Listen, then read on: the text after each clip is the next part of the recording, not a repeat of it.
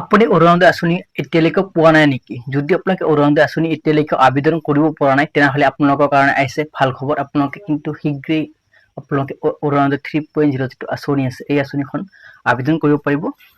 এই যিখন ফৰ্ম আপোনালোকে দেখা পাই আছে এই ফৰ্মখন আপোনালোকে ফিল আপ কেনেকৈ কৰিব পাৰিব আৰু এই ফৰ্মখন ক'ত লাভ কৰিব, এই ফৰ্মখন ফিল আপ কৰি জমা ক'ত দিব লাগিব, সবিশেষ এই ভিডিঅ'টো চালিহে আপোনালোকে সকলো কথা জানিব পাৰিব। যদি আপুনি প্ৰথমবাৰলৈ এই চেনেলটো ভিজিট কৰি আছে চেনেলটো ছাবস্ক্ৰাইব কৰি ৰাখিব আৰু আপোনালোকৰ বন্ধু বান্ধৱীসকললৈ ভিডিঅ'টো শ্বেয়াৰ কৰি দিব। তাহক এই ফৰ্মখন কেনেকৈ আপোনালোকে ফিল আপ কৰিব আৰু শেষত জনাই আছোঁ যে আপোনালোকে এই ফৰ্মখন কেনেকৈ লাভ কৰিব পাৰিব।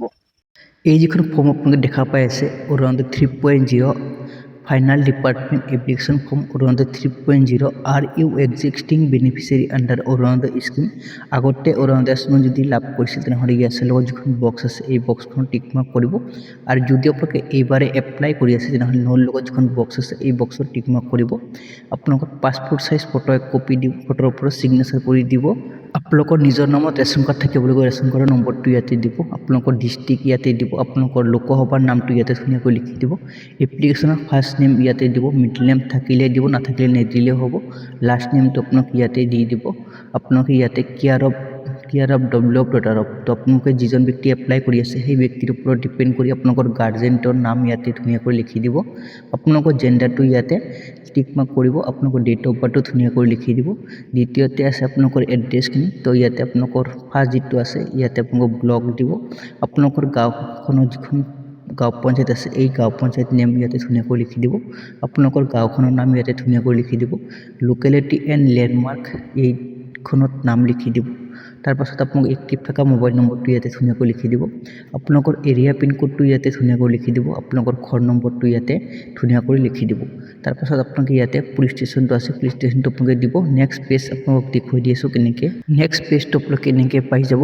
উইণ্ডো দিব্যাংগজন দিৱস উমেন WY বেনিফিচিয়াৰী আনমেৰিড। ইয়াতে আপোনালোকে 5টা কেটেগৰী মানুহে আপোনালোকে এপ্লাই কৰিব পাৰিব। আপোনালোকৰ বছৰি ইনকাম 2 লাখতকৈ তলত হ'ব লাগিব।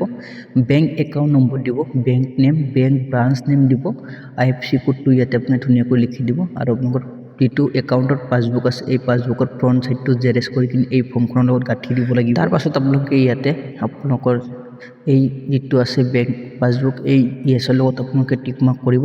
ইয়াতে আপোনালোকৰ আধাৰ কাৰ্ডৰ নম্বৰটো আপোনালোকে ধুনীয়াকৈ লিখি দিব। তাৰপাছত আপোনালোকে ইয়াতে পাব আপোনালোকৰ ভোটৰ কাৰ্ডৰ নম্বৰ দিবলগীয়া, তো ইয়াতে আপোনালোকৰ ভোটৰ কাৰ্ডৰ নম্বৰটো ইয়াতে ধুনীয়াকৈ লিখি দিব। ইয়াতে চেল্ফ ডিক্লেৰেশ্যন আপোনালোকে ইয়েছ কৰিব, কৰি কিনে আপোনালোকে তললৈ আহিব। তললৈ অহাৰ পাছত আপোনালোকে ইয়াতে আপোনালোকে থাম বা ছিগনেচাৰ কৰিব পাৰিব। নেক্সট পেজটো আপোনালোকে দেখুৱাই আছোঁ। নেক্সট যিটো পেজ আছে এই পেজটো আপোনালোকে ইয়াতে এনেকৈ পাই যাব।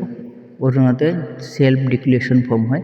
ইয়াতে আপোনালোকৰ নাম দিব, নাম দিয়াৰ পাছত আপোনালোকৰ গাৰ্জেন নেমটো দিব, আপোনালোকৰ গাৰ্জেন নেমৰ লগত আপোনালোকৰ বয়সটো দিব।